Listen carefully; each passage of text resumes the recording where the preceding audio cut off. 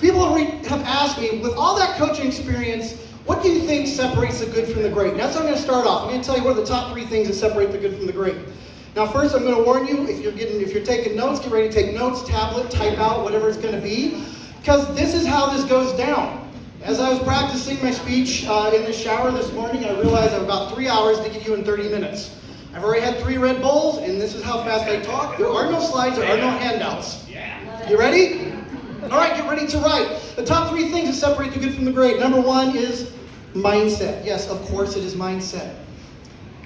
The number 1 agent in this room is no better than anybody else. They just think differently than everybody else. And that's one of the benefits of a coach. We don't see the highlight reel and just the awards. We get to see behind the curtain. And is systems and models and people and marketing important? Absolutely.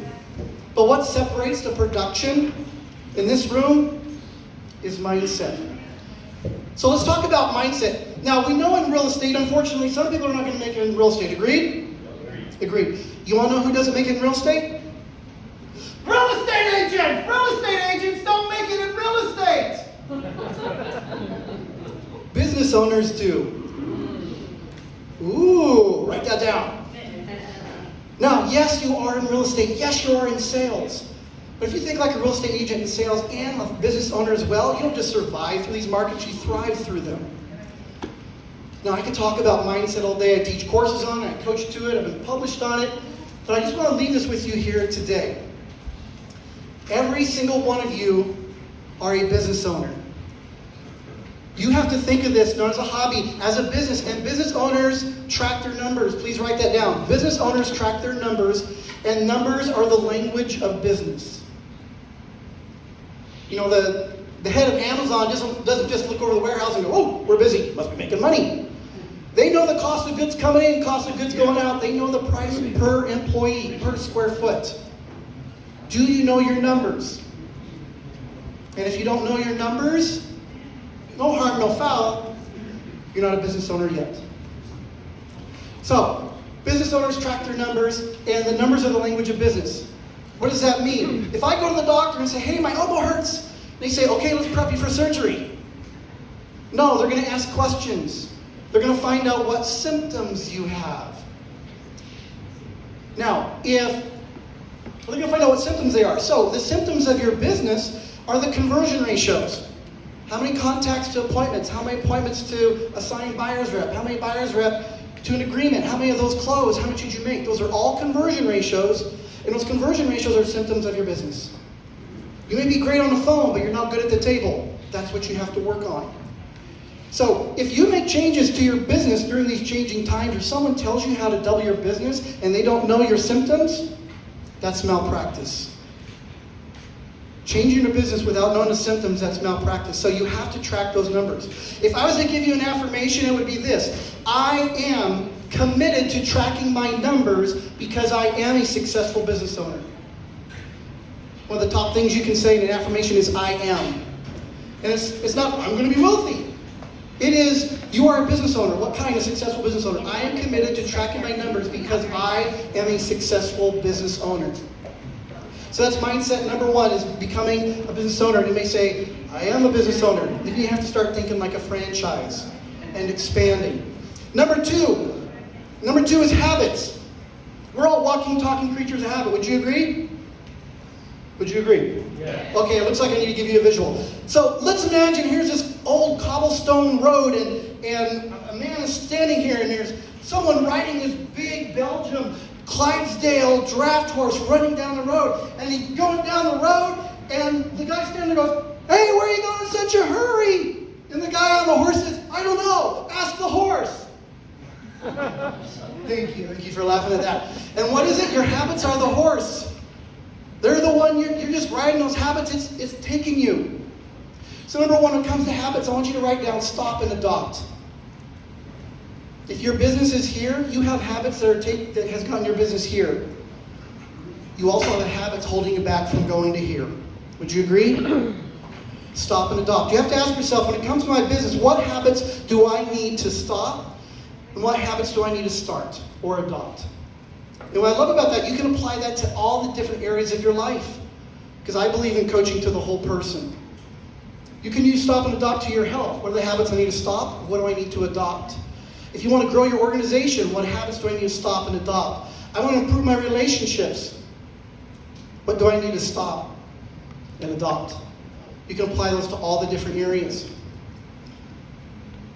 Now, number 3. So first is mindset. Number 2 is habits. Number 3 is time management.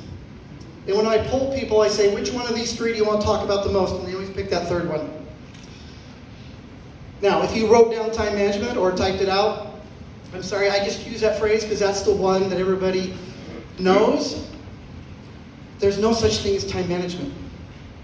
You can't manage time. You can't speed it up. You can't slow it down. You can't buy more of it. I encourage you to control the controllables. I encourage you to write that down.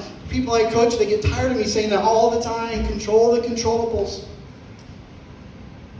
We get so focused on things we can't control, like the interest rates or inventory or stuff going on overseas or the other company. Control the controllables. So my goal here is to get you to think differently. So instead of time management, I want you to think of this. Energy management. Everything is all about energy. The energy that I'm throwing out there, the energy you're picking up, the sun, the heat, the sound bounce off the walls. This table has energy. If you remember from school, electrons, protons, neutrons, everything has energy. This is about energy management. So what I want to challenge you is, for the next week, I want you to become hyper aware of your environment. And all the modalities or all the senses that you use. What are you seeing every day? Maybe it's what you're watching on the news or on social media or the people around you. What are you hearing every day? What are you sensing every day? And is that energy adding to you, or is it an energy suck? You need to do an energy audit. Is it adding or taking away? You have to think of it, it's not just time management, it's brain management. You might say, hey, things have been tough lately. My mindset is just not where I'd like it to be. You may say, I hope it gets better. Hope is not a business plan. If you want to improve your mindset, you got to work it just like your body and exercise, and you got to take action. Same thing with mindset. And if mindset's the number one thing separating the good from the great, do you think that's a pillar that you have to go after? Would you agree? It's not just energy management, it's brain management. It's also emotion management. It's also priority management. Priority management. Is your day and calendar being filled with your priority or everybody else's? There's a great saying out there that your email inbox is a convenient place for everybody else to put their priorities. Can I have a witness to that one? Amen. There we go. Right? So if you're just going to social media in the morning, you go to email and everybody tells you what to do, are you in control? Is this your priorities? Is it affecting your energy? It's priority management. And if you take energy management, brain management, emotion, priority management, wrap that all up, it's life management. There's no time management, it's life management. And if you do not manage your life, everybody else will. Your buyers, your sellers, employers, employees, spouse, partners, kids, everybody else will control your life unless you do. It's life management. So really quick, mindset, you need to think like a business owner. Business owners track their numbers. Habits, stop and adopt. And the third one, once again, it's not time management, it is life management. So I know that's like a 30,000 foot view. And now I want to get a little more technical and tactical. So I encourage you to write these down. I'll circle back around. So please write or type these things out. I want you to write down review, reflect, and reset. Review, reflect, and reset. I want you to write down daily 15 minutes.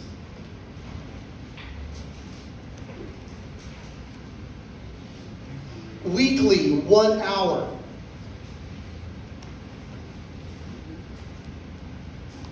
Monthly 2 to 3 hours.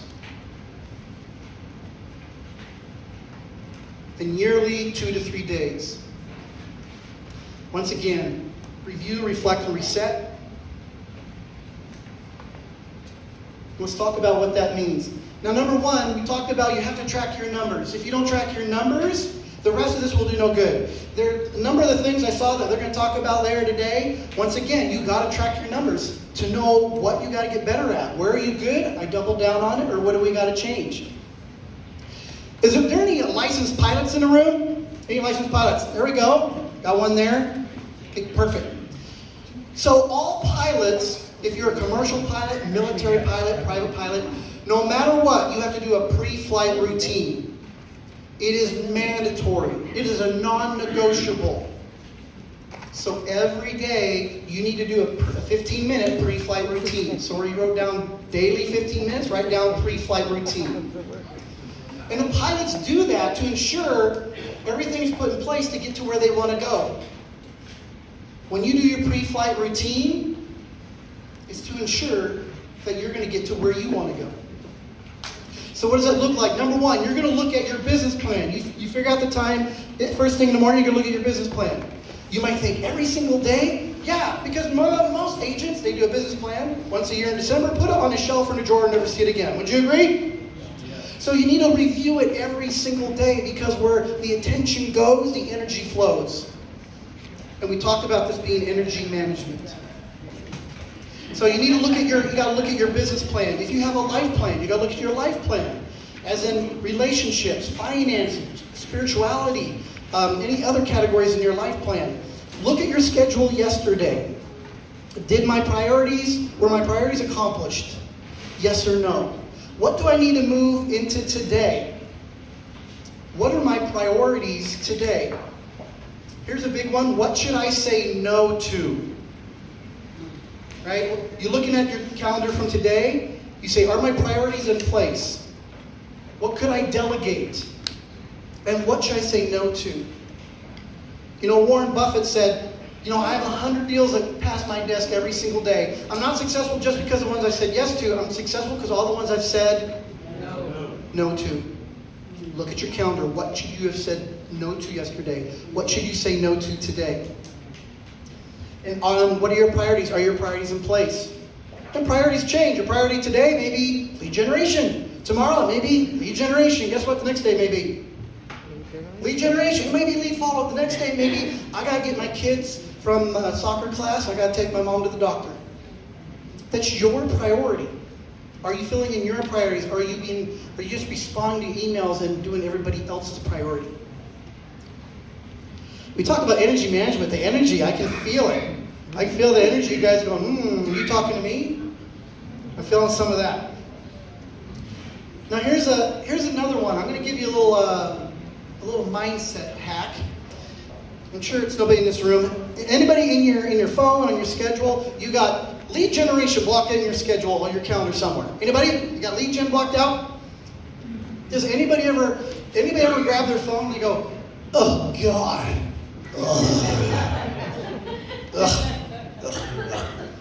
Right?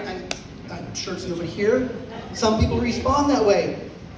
And what's the definition of insanity? Doing the same thing over and over again, expecting a different result. So if you're going, every time, let's change it. I believe in the power of words. So as a coach, I ask someone, hey, when you lead gen at this level, what's it going to do for you? It gives me appointments. What are the appointments going to do? Closings. Closing does what? It gets this. And I could go for another 20 minutes, but it may be someone says that it's going to relieve all the debt. What's that going to do for you? It's going to relieve pressure. What would you like to call it? And they say, it's financial freedom. And they change it from lead gen to my financial freedom time. I have one client who, she named it Vacation Smiles. I said, interesting, tell me more about that. She goes, I have a happy family, I got happy kids, I got a happy husband. You know what? But there is nothing better than when I see those vacation smiles from my kids and my husband and knowing I had a big part to do with it. She calls it her vacation smiles. You think her production went up? It absolutely did, because it wasn't just numbers. There was a meaning behind it. And I always encourage her, before you pick up the phone to lead generate, or before you go to the kitchen table, you need to sit there, close your eyes, picture those smiles. Picture where you're at. How does it feel when you see those smiles? Get into the right state. So you get into the right state before you do it. Why? Because it's energy management. I have one client, he wants a Tesla. Great, it's his Tesla time. If you want a cabin up in Tahoe, great. It may be your cabin connections. Now, once again, I believe in the power of words. It wasn't the cabin calls, it was the cabin connections. Now, old school sales is ABC, always be closing. To me, that's old school sales. ABC is not always be closing, it is always be connecting. Always be connecting. Always be communicating. Always be caring. And always be coming from contribution. I think, especially in the last couple of years, we need a little bit more of that. Say, hey, I made 20 calls. Great, you checked it off. But did you connect with anybody? We just need to connect a little bit more people. We need to care a little bit more. Especially here in the last couple of years. Would you agree? Do you agree? Say, yep. Yeah. All right.